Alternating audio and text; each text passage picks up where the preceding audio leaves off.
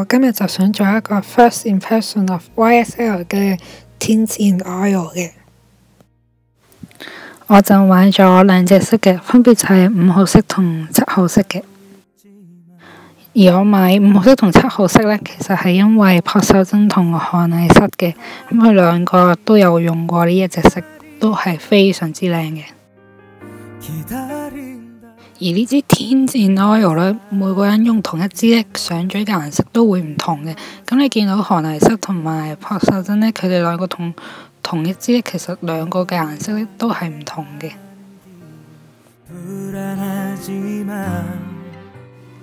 我而家咧就俾一段女人我最大入邊咧，小海老師又介紹一支唇油嘅片俾大家睇。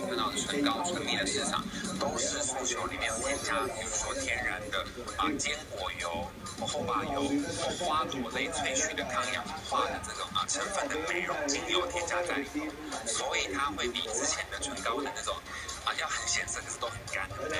現在你隨便去一家試，你塗上去，那個嘴巴就是像果凍一樣，亮亮的。對，這個唇蜜就是完全用5種植物精油配方去調配的，然後它擦上去的時候是淡淡，好亮哦，真的會慢慢顏色會，我覺得越來越紅哎，對，越來越紅。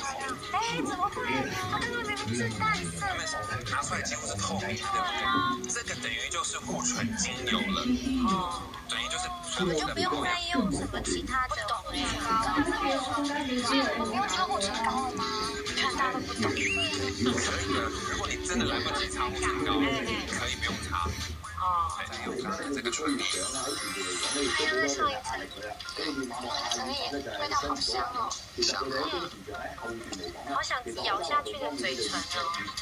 它現在都改用這個植物精油的話，它的效果就會比傳統的來得更好。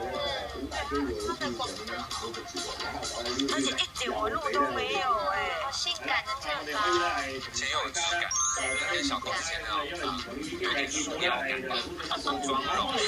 我今天沒有束腰，那今天束腰漂亮。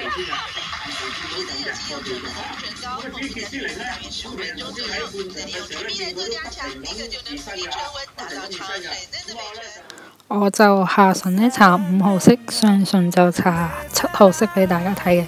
咁其實呢，佢係搽上去嘅時候呢，啱啱係透明嘅，咁佢之後會慢慢會變色嘅。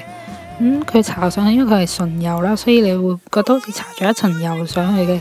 咁但係佢又唔會好立，唔會黐頭嗰隻嚟嘅。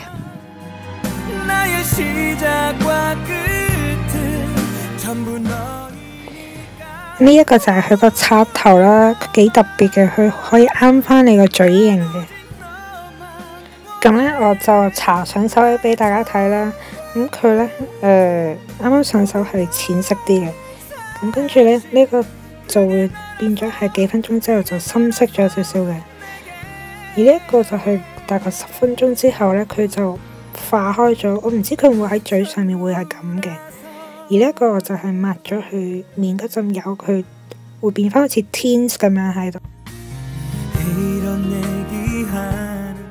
呢一個就係10分鐘到啦，之後喺個嘴上面嘅，佢依然係好靚嘅，同埋佢我諗唔好搽太多，佢都唔會化開嘅。咁我跟住就抹印一印面上面嗰啲油啦，你見到冇乜色會印走嘅，但係印走咗啲面上面啲令嗰陣呢，你都見到係依然好潤嘅，同埋佢幾實色嘅。呢一個呢，其實可以話係 first impression 嚟嘅，咁我覺得佢係幾合乎我嘅預期啦，亦都幾潤幾顯色嘅，同埋佢個味道係我諗個個都接受到嘅。